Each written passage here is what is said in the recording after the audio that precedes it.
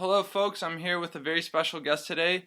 He has a PhD in nutrition, biochemistry, and microbiology. He's been featured in documentaries such as Forks Over Knives and Vegucated, and is the author of the China Study and his new released book, Whole. Dr. T. Colin Campbell, thank you so much for joining us today. Thank you. It's a pleasure. Now, if you can just tell us a bit about yourself and the kind of work and research that you have done with the China Study in the past. Yeah, it's been a long career. I started my research career with my graduate studies at Cornell University in 1956. So you can add up the years yourself. It's really been a long time. And that was at Cornell University. I then was at MIT and Virginia Tech until 1975, at which time I came back to Cornell. I've been a professor at Cornell ever since. And I've had a big research program for much of that time. I'm now professor emeritus, which means I'm still doing a lot of this kind of work, but I don't have my lab.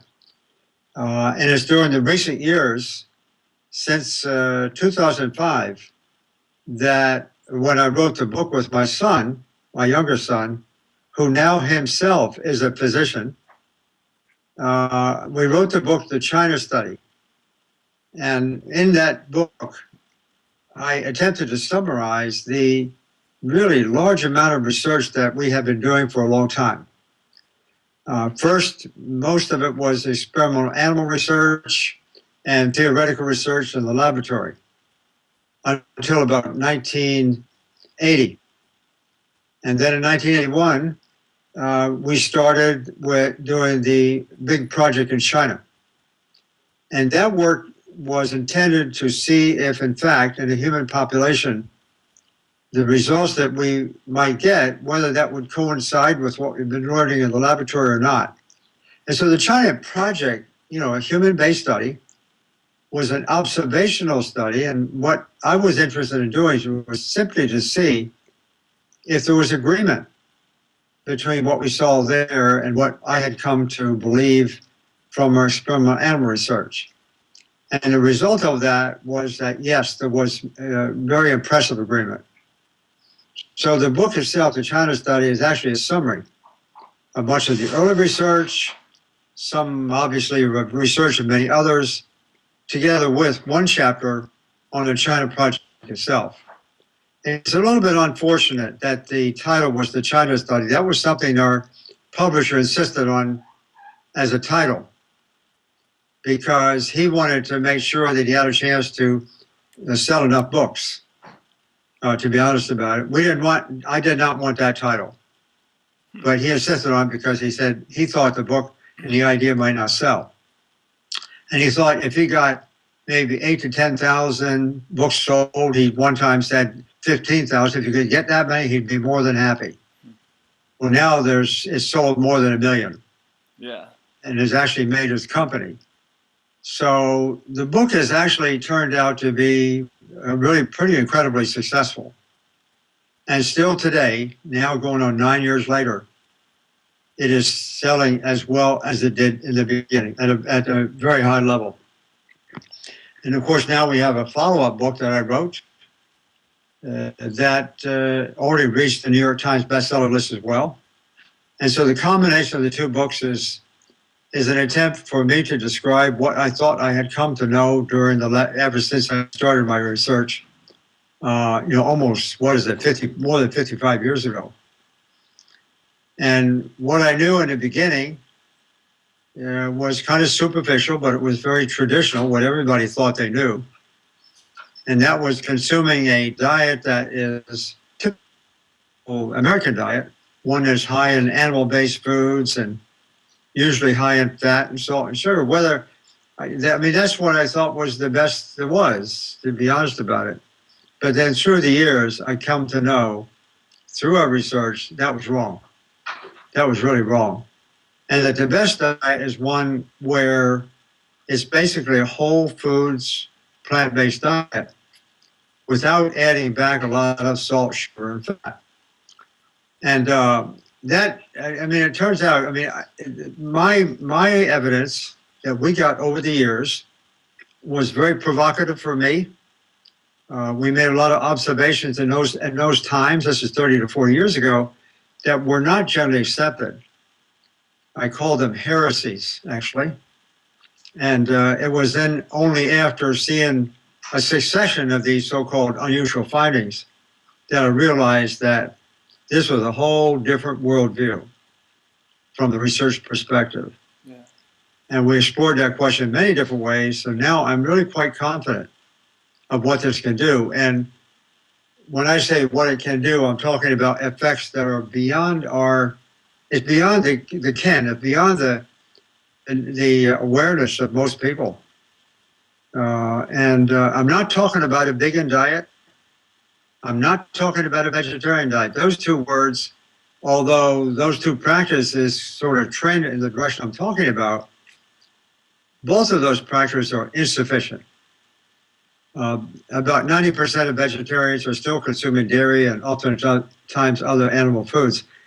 And that kind of diet, which is high in animal protein and high in fat, low in antioxidants, and all those kind of things, that doesn't do much.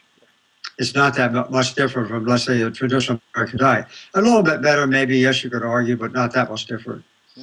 The vegan diet, which is, I suppose one could say that's more in line with what I'm talking about, but in reality, it's not. And so I never used that word one time in the book, in the China study, Right. Primarily because although the people who adopted a vegan diet, they're all very good people and they were doing it, with good motivation, they were nonetheless making their decisions on the basis of, if you will, ideological reasons. Yeah. And that's really what drove people to that idea in prior years. Right.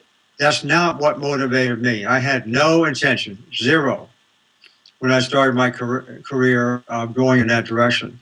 In fact, I didn't even know the word vegan at that time, and I quite frankly didn't know the word vegetarian. So what we're talking about is a whole food plant-based diet. And just to give a little more texture to this idea, the vegetarian diet, the total fat intake is maybe, I'm going to say, around 30 to 35%, whereas the traditional American diet is more like 35 to 40%. So it's down a little bit, yes. Maybe a little bit less protein in a vegetarian diet, but not much. Yeah. And in a vegan diet, I'm not talking about a 30 to 35% dietary fat level. I'm talking about 10 to 12% fat. Something very different. And so I know there are people out there who dislike what I do, and they're trying to trash my name and my reputation, to be honest about it, by saying that I'm a vegan activist. Nothing could be further from the truth. That's not who I was. That's not what I intended to do. And whereas I respect, the vegan, let's say, approach, fair enough. But I'm talking about something very different. Because the whole food plant-based diet, when we're just eating whole plant-based foods, vegetables, fruits, grains, so forth, what we're finding is that we can actually cure serious illnesses now. After people get the disease, we can cure heart disease. And when I say cure, I'm using that word a little bit advisedly. What has been done, and this has been done especially by my good friend Dr. Caldwell Esselstyn, Right. as well as before him Dr. Dean Ornish, both friends. And what they have done is to take people already with heart disease, especially Dr. Esselstyn. His work is really remarkable. Yeah. And he basically wipes it out. And it stays away as long as people continue to eat that kind of food. Now, if they go back and eat the whole food again, that heart disease is going to come back. So in that sense, it's not totally cured, if you will. But quite frankly, I say very few, if any, diseases are totally cured. We're always in a position to get the disease again if we do the wrong things. So it does that with heart disease. Diabetes, people like Dr. Neil Barnard, Dr. John McDougall, and many others have shown, in fact, many before their times actually, show that you can take type 2 diabetics especially, and you can resolve that problem in a matter of almost days. Absolutely. And cancer, my specialty, It's not quite as clear on cancer, but experimentally in the laboratory, and this is where I came from my background, experimentally, we could turn on and turn off experimental cancer using essentially the same formula as what turns on and turns off diabetes or heart disease. So it's all one and the same. The fact that with cancer, however, that's a little more difficult proposition in reality because nobody wants to do that kind of research. It's a very, as you understand, I'm sure, cancer is a very emotional kind of situation. It's a difficult thing when people are told to have cancer. Yeah. And so no one wants to even try outside of the system, wants to even try something like this in a very serious way. And because of the matter of life and death, as far as most people are concerned. So we don't have the kind of research that we ought to have, but I have a lot of confidence, and I know a lot of anecdotal experiment and some published evidence to show that cancer can too also be reversed, turned backwards. So it really turns out this type of factor is really amazing. It's truly amazing, and it happens so fast. So that's a long story. I'm sorry for that long seminar, but that's what it is. And that's amazing. You know, the first time I heard about turning on and off cancer cells was with your work, and now I know you have done a lot of work with genes and nutrition in terms of disease. Could you comment about, you know, this new GMO type of thing everyone's been talking about? Is it a healthy thing, or is it something to be concerned of? Well, GMOs, as the acronym indicates, is genetically modified organisms, obviously involving some change in the gene structure, if you will, Right. of the plants that are being altered. That's quite distinctly different from the possible genetic alteration of our own genes. It's a very different story. So let's not confuse the two. Right. GMOs, of course, are plants that have been interbred. Genes have been changed in order to accomplish a certain desired property. Maybe the genes have been changed so they're more resistant to pests. Maybe they've been changed in order to grow bigger or have better storage capacity or something like that. Right. Yeah, in theory, that stuff, those kind of attempts sound okay and quite noble at times for people who do that. But what happens is it's very, very naive and superficial because the genes that we have and the genes that plants have, they're a very large number, and it's not one gene usually that causes a change Right. all by itself. It's usually a cluster of genes. And even if we narrow it down to maybe one or two or some simple genetic change, let's say, and we get a real effect, even under those circumstances, when that kind of change is made, we're ignoring the contribution of all the other genes. So unfortunately, we're making very simple assumptions about what genes are. So we make a change, we get the result we like, we get excited about it. You know, the plant grows faster, it does this or does something else. But the worrisome thing about that, because of the complexity of genetic activity, the worrisome thing is that we're also very likely to get unintended consequences in the future. And also, unfortunately, too, those consequences may not become apparent until many years, beyond in the future. Yeah. At which time, then, if we see something pretty deadly, and it may be causing even some epidemics of one kind or another, it could be too late. And so, with that understanding, I don't like that whole effort of producing GMOs. I'm just opposed to it. Right. Go down the organic path, perhaps. Yeah. I mean, I think I'm very much in the camp of believing that nature had a few eons of time to fashion life the way it has occurred. Absolutely. And for us to come along and, in a microsecond of time, according to that scale, and think we're going to change something, against nature, that's ridiculous. Yeah. That's ridiculous. I agree with you there, Dr. Campbell.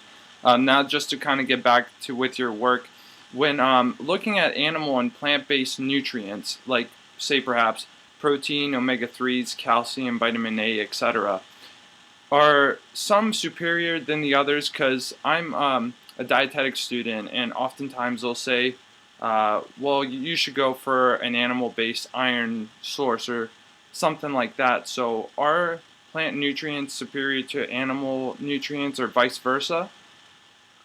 Well, we can speak of this um, say on an individual nutrient basis. I mean, obviously, plants have some nutrients that animals don't have, and vice versa. Right. And we can speak on that basis if you want.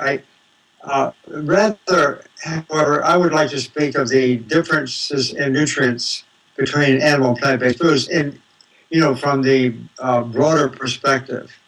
The total composition. Yeah. Animal-based foods, for example, are generally high in protein, as you know. Oftentimes high in fat. They have no complex carbohydrates. Right. They really have no antioxidants unless the animal was eating those things before, in fact, it was slaughtered. Yeah. And of course, also at the same time, the kind of protein and the kind of fat that animals have is rather different from plants. Plants, on the other hand, they have loads of antioxidants, Absolutely. lots of complex carbohydrates, and so forth. So you know the story. Yep. And although some plants are very high in fat, at times nuts, for example, or avocados or coconut breast, on one hand, on the other hand, the composition of those fats is rather different. And even to go beyond that step, if you take animal-based foods as a group, the total fat intake is going to be high, the protein is going to be high, and so forth, as I said before, and plant-based foods are rather much the opposite. So the nutrient composition of those two kinds of foods is very different. Now, I also have to say that there's a third group of foods, or I call them foods, just for the sake of argument, and that's the processed foods. Processed foods is a mixed bag. Yeah. It's stuff made up, and oftentimes it's stuff synthesized. The lab in some company laboratory. Yeah. And so the processed foods are not good. They're oftentimes high in fat and salt and sugar in order to please our taste. Yeah. Let's face it. That's really what it's all about. So I think there's two classes of foods that I suggest avoiding. Animal foods and processed foods. Yep. And only one kind of food that really has the capability of creating health and preventing disease, and that's the whole plant-based foods. So there are nutrient differences, that's for sure. Yeah. But we have to then go beyond acknowledging that fact and talk about what do those differences really mean in terms of health. And I have come to like this particular statement, namely, there are no nutrients in animal-based foods that are not better obtained in plant-based foods. So you can pick out protein. You say, okay, animals have protein. Yes. In fact, a lot of people think meat and protein is synonymous. It's not. Right. But they tend to think that. So animal-based foods have all that protein, but plants have all the protein we need. And it's somewhat different, yes.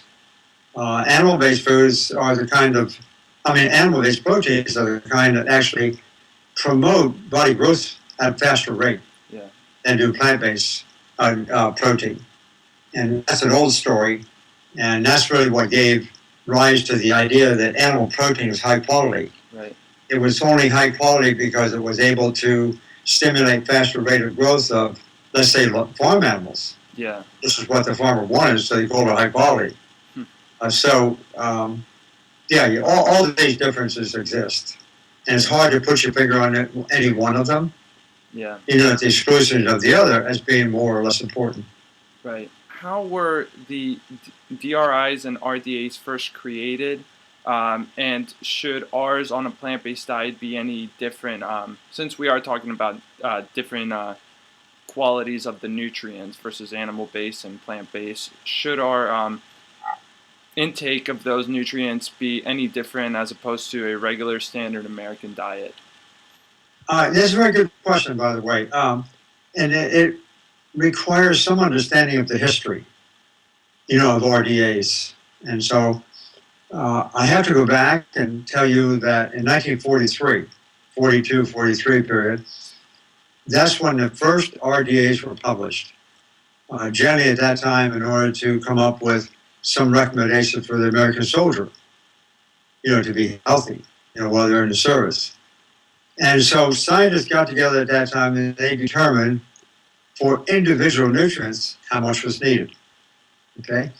And that process got started in 1943 and now has been reviewed every 5 years since that time by the Food and Nutrition Board, a very distinguished body in the National Academy of Sciences. So every 5 years, a group of panel of scientists get together to review those numbers, the recommended dietary allowances for individual nutrients. And they've done that. And of course, you see modifications from time to time, depending on new information. But one of the recommendations I find really intriguing and interesting, more than the others, and that is the recommendation for protein. At that time, in the early 1940s, the amount of protein that was being recommended was 0.8 of a milligram per kilogram body weight. Okay. And that was the basis, that was based on experiments actually done in people. And it was done actually to determine how much of this nitrogen-containing nutrient was required in order to compensate for the nitrogen being lost in the urine. So we called it nitrogen balance studies, if you will.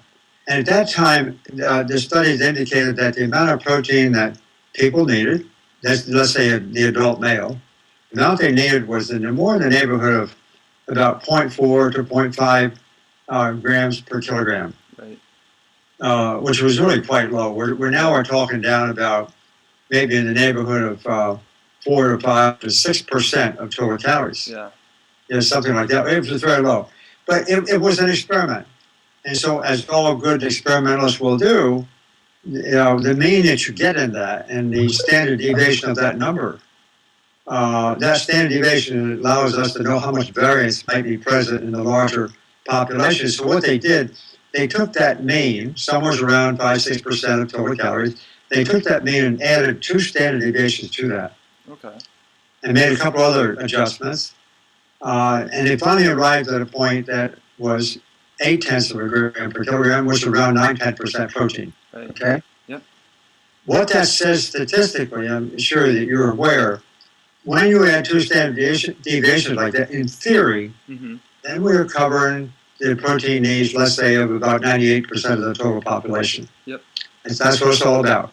And so if, on average, if everyone consumed the RDA of, let's say, 9-10%, in theory, that means 98% of the people are going to actually need less than that. Okay. So the real requirement is less than that. The RDA is only just a nice, healthy additional amount to make sure that everybody's covered. I mean, that's the way the argument went. Yeah.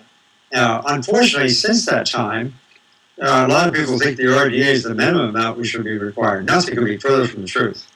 That's not a requirement, it's a recommendation. The requirement is lower. Now, having made this point, I want to also point out, too, you can ask yourself, which is the healthiest level of protein we should consume?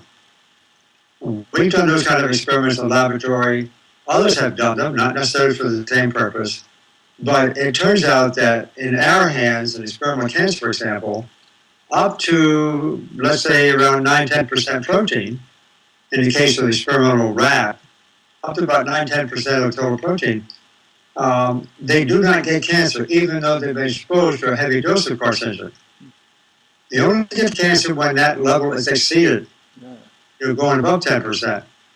And so when you go from like 10% up to 20% or 25%, it's like a dose response. You get more and more cancer the more protein you give. And so it turns out the rat and the human requires about the same amount of protein.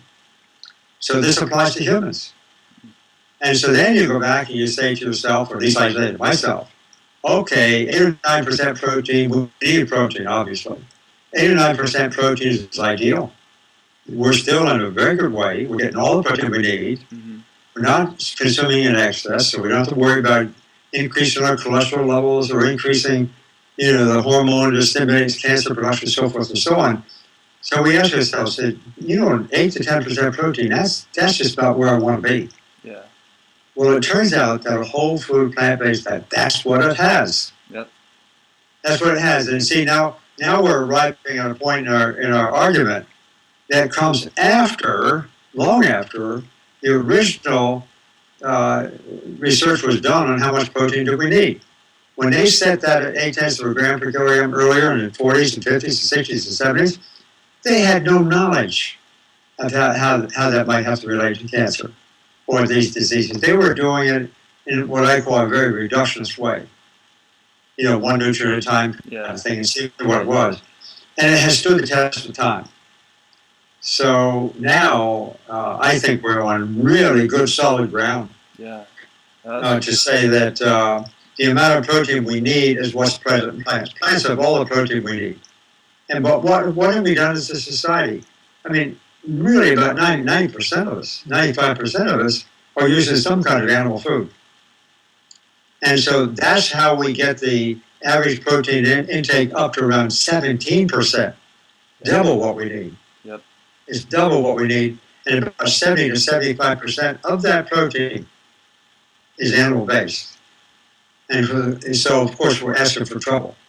Yep. Because when we do that, then we see cancer risk increases, heart disease risk increases, cholesterol levels start going up early in life, diabetes risk is higher, and so forth and so on.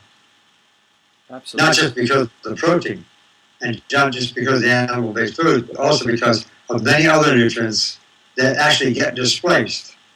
As we consume more animal-based foods, we tend to consume less plant-based foods, obviously. Right. And so it's a combination of things, and you put all these things together in one so-called model. Then you say, wow, this is it. This is really what explains why it is that we can actually cure cancer and cure heart disease so quickly. Absolutely. Because we've gotten so far off track. And the milk of any mammal, quite frankly, is fairly high in protein as a percent of calories. But that's a good deal. Yeah. That's when the body is growing pretty fast. Absolutely. These cells are dividing at a rapid pace. But that's the most perfect food. Yeah. At that stage in our lives. But beyond that, when you get on to whole food, then everything is going to be changing. Yeah. Different story. And now I really have to ask you this, Dr. Campbell, all this research, I've been digging into it lately, and it's just, why is this information not getting out to the general public? Why are so many people just so clueless when you talk about a plant-based diet? It's just yeah, it is. It's a tough question, and actually, I spent about 20 years myself on national policy and so-called expert panels and other kind of committees in Washington and London and elsewhere. I was very much involved in being one of the so-called experts advising on national policy development in the area of food and health. And so I have seen firsthand a lot about how science gets translated into public information. I've also had many other experiences as well, so along these lines, and I ask the same question. I do now especially. How is it that we have this information, which is so powerful, so impressive, and it could save so much in healthcare costs? Why is it the public doesn't know this? And so I got involved in the history of this. I really had quite an interest in history that goes back to the beginning. It was first the beginning of cancer research, and then later in the area of nutrition research. Right. And that's what, and from that experience, I do have a lot of ideas. And it's true that at the present time, and I've seen this firsthand, these policy communities or committees that make these judgments of what should be the RDA or what should be this or what should be that, these committees are largely deferring to the interests of industry. The food and drug industry. That's what it is. It's very clear. It's very much, that's exactly what is happening. I've seen how members are added to the committees, and even though there's efforts made, to keep industry representatives at arm's length on some of these committees, nonetheless, the extent to which the rest of us are influenced by industry interest is still there. Yeah. And so I could make an argument that the reason we don't know this is because, conspiracy, because of this, because of that. I could make those kind of arguments because I've seen it. Yeah. Quite frankly, I've tried to avoid that as much as possible because I know that most everyone knows that. And so I was interested in writing the book whole, actually, to just try to figure out, how can people be so easily convinced? Right. That this alternative information on animal-based food, how could they be so convinced of that when the data doesn't support it? Why has that been going on for so long? Right. And that was the basis for the book whole, because I believe, and I got excited about it actually, that when you look at the biology of the way nutrition works, that's when I became aware that what we have been doing in research, that includes my lab too, and many others, what we have been doing in research from a sort of intellectual point of view, we've been working with individual nutrients.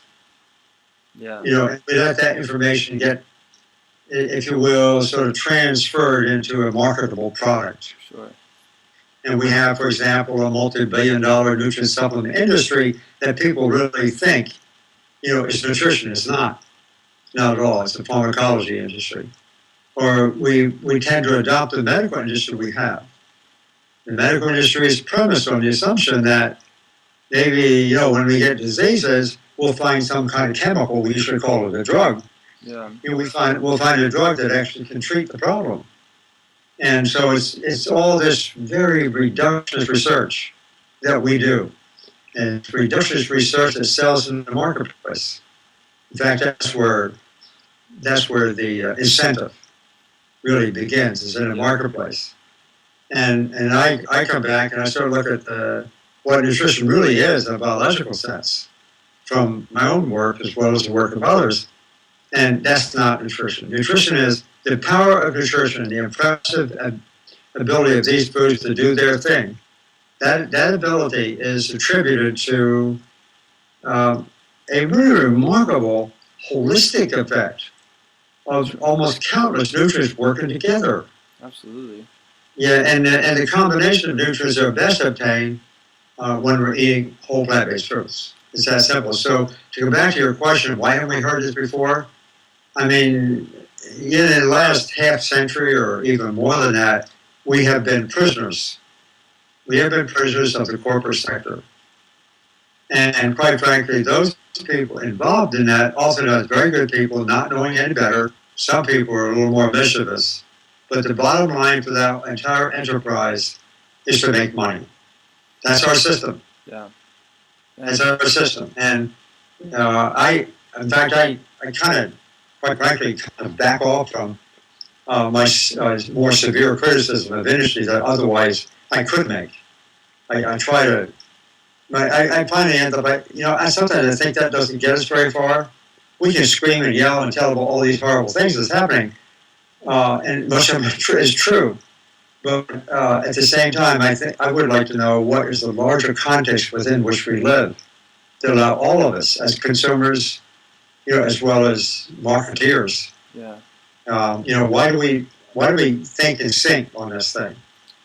And really, this is a fantastic idea, I think, of understanding what biology is, the holistic nature of nutrition. Yeah, and as you would say, it's the symphony of all the nutrients working together, not just the individual ones. So getting away from that reductionist and just getting into the more holistic idea. And I really do agree with that point. Absolutely. If I can just go here on a different direction, Dr. Campbell, because this has been one of my interests.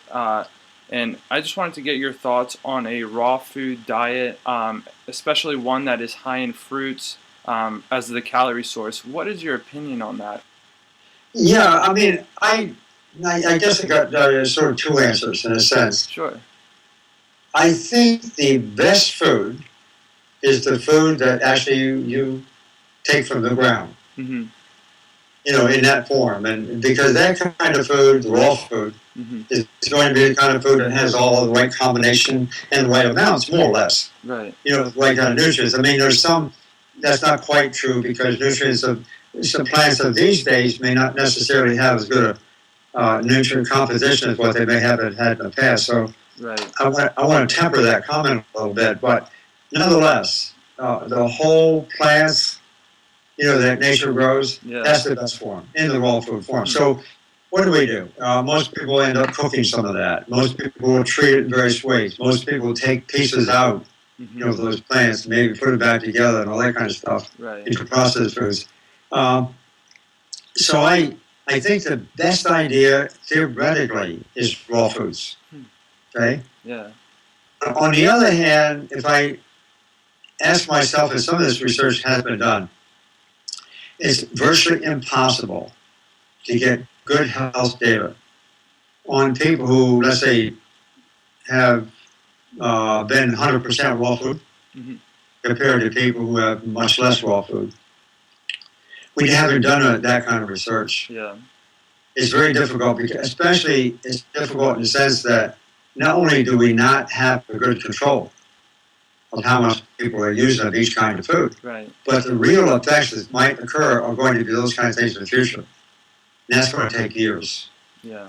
And then, try to do that research, you can't be sure how long somebody's been doing it. So the science at the present time doesn't really necessarily support Right. the raw food. And so as a result, it allows for some confusion and it allows for debate. Mm-hmm. But some raw foods probably should be cooked.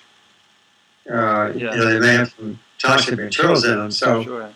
I don't know. I just say let's eat food that is as fresh and as raw, maybe, as much as we possibly can. Absolutely. But also, let's not be so judgmental.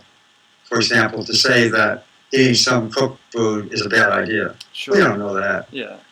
So we don't know that, and so I'm really quite liberal. Right. In my interpretation of that, and I say, well, for those who want to eat raw food, go for it. If that's what they prefer. Yeah. And, eating as many fruits and vegetables can't be that bad. Right. So, I mean, salads, we all know that. Salads and fruits and stuff, and then some vegetables, we eat those in raw food form. Yeah. That's what we do. Yeah. A lot of people do that. So the more the better. And that's a good deal. Yeah. And any last thoughts you have out to the viewers, Dr. Campbell, people who are curious about the whole food plant-based diet and how to transition? How to get into that?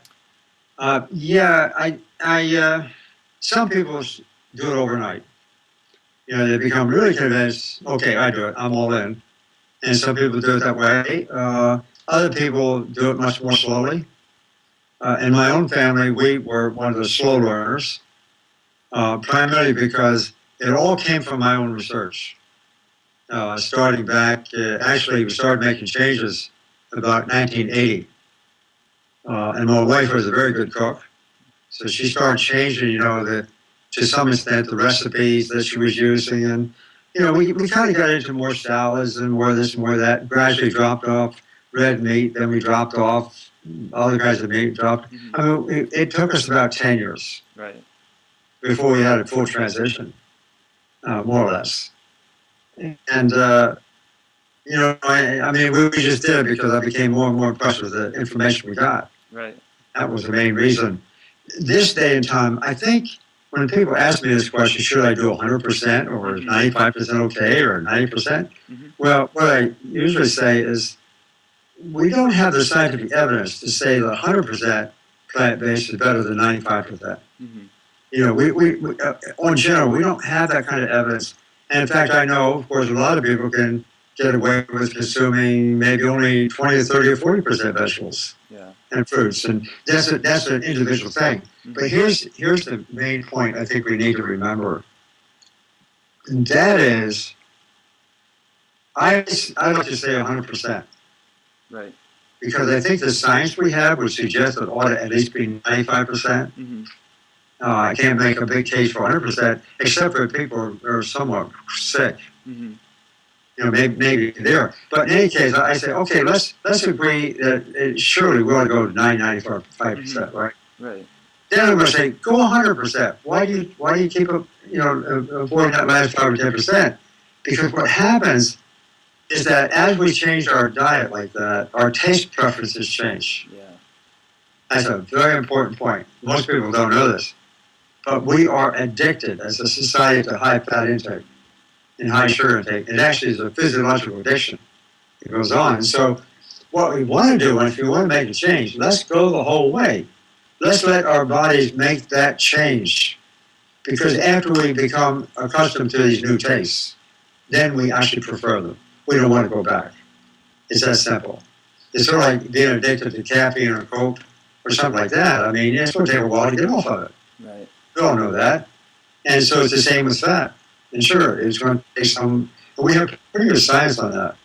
So I'm saying go the whole way, because if I'm telling somebody to quit smoking cigarettes, I'm not going to say to them, oh, you can have 2 or 3 cigarettes a day, that's okay.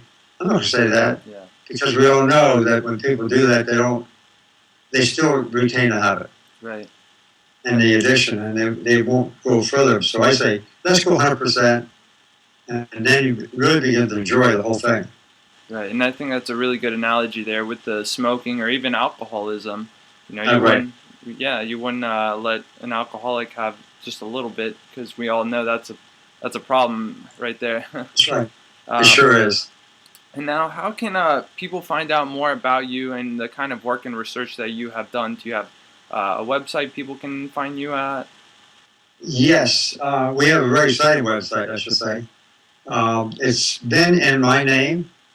That's tcolincampbell.org. That's what it is right now. It's a foundation. It's a nonprofit foundation. We are now just embarking on changing the name slightly. But that's okay. We'll be announcing that soon. But that's the name of it right now is tcolincampbell.org. And what we are primarily doing, we have an online course in plant-based nutrition. And we started that from lectures I had been giving on campus at Cornell. We just kind of put them online when, the internet things started to come along. And then we got involved some 4 or 5 years ago in working out a partnership with the arm of Cornell that does online courses for faculty. And of course, I'm a faculty member. And so we partnered with what Cornell calls eCornell. It's a for-profit entity of theirs.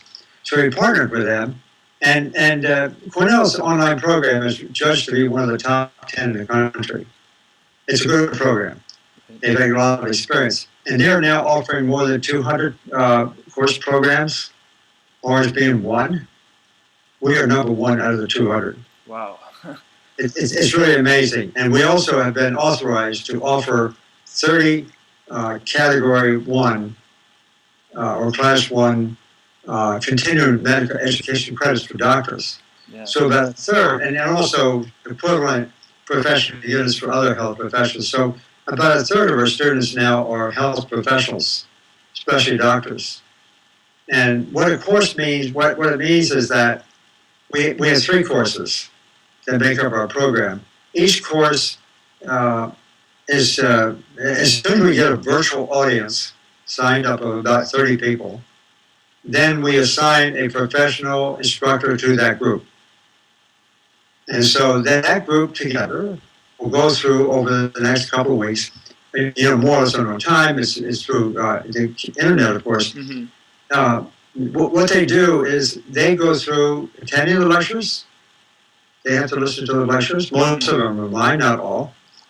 And then they are provided questions to answer, or they might be given a provocative statement to comment on. So all the students each have to sort of address that question, try to, whatever it is, to make some comment. And whatever each student says, everybody else gets to see it. Right. So it's a very interactive kind of thing. It turned out to be a fantastically good model, for learning. Right. And at the end of the day, they get a certificate. If they take all 3 courses, they get a certificate, of completion. Sure. and they get the credits if they're professionals. That's one our website does. We're going to be doing some more things along those lines. Yeah. And there's another site I have too. That my youngest son, who's a physician, he's spending half time. He's the new CEO of that foundation. Oh, wow. He's on the faculty also at the University of Rochester Medical Center. The other thing we have too, I should mention, there's no relationship between the two, by the way, is I have two more sons who are actually putting together a very exciting opportunity of translating this information into actual practical use. In other words, we're just in the process of doing this now, where they can take a group of people, they give them the food, and the changes that are seen are remarkable. Oh, wow. Just in 10 days' time, it's like a new life. Yeah. And so they're doing that. We're building that into a new kind of medical model. And the name of that is Holvana.com. Okay. Yeah. Holvana. That's WHOLEVANA.com. Holvana.com. And they might want to follow that because I'm blogging on there, posting on there to some extent, doing the same thing on the website. Our foundation website, we got a lot of things going on there. So that address at the moment is my name again, tcolincampbell.org. So those two things are very exciting. And we're going to try. I mean, I've really become quite passionate about the fact that, as you first asked before, about the fact that here we have this information, so powerful. It is so powerful. Since the book has come out, I can't believe the number of people who have come back to me, oftentimes very emotionally, and tell me what happened to them when they changed. You know, they had heart disease, their doctors had given up on them, or they had even multiple sclerosis, or some of them will say they've had cancer, they had diabetes, or they're overweight, all these kind of problems. And they start doing this within a week or two. They see these remarkable changes. Yeah. And I want the whole world to know about that. Absolutely. I don't want to be a policeman. I don't want to be a preacher or proselytizer. But I do want to share this information with the public because all of my research was funded by the American taxpayer. Right. I was not funded by industry. Yeah. It's all by the taxpayer. And also, I take no money from no personal money from these online activities. I get paid nothing. And so I just want to keep it clean that way. Right. And we have terrific instructors, and I've got a great bunch of people working for me right now. It's just, it's very exciting. Yeah, and this is really important information that we have to get out to the public. So that sounds like a lot of great news with the work that you're currently doing, Dr. Campbell, and with your sons as well, just promoting this plant-based, whole food, plant-based diet. So we have a daughter too, Oh, who actually published a China study cookbook, and her name is Leanne Campbell, and she has lots of recipes in there, the kind of recipes that we grew, that our family actually adopted. right. Thanks to my wife, her mother, and we have 5 grown children and 7 grandchildren. And of course, their spouses, and 100% of us are doing this. Everyone. Wow. So she has a lot of recipes that might be interested in. Sure. Yeah, and I'll have the link down below. People can check that out at. Right. Okay. Well, Dr. Campbell, thank you so much for doing this interview. Folks, be sure to check out Dr. T. Colin Campbell's new book, Whole. So thank you again, Dr. Campbell, for doing this interview. And I'm actually going to the plant stalk in less than a month, so I will be seeing you there at the Farm Stuff Works event. Oh, good, great. Okay. So I look forward to meeting you in person, sir. Thanks very much for having me on. Appreciate it.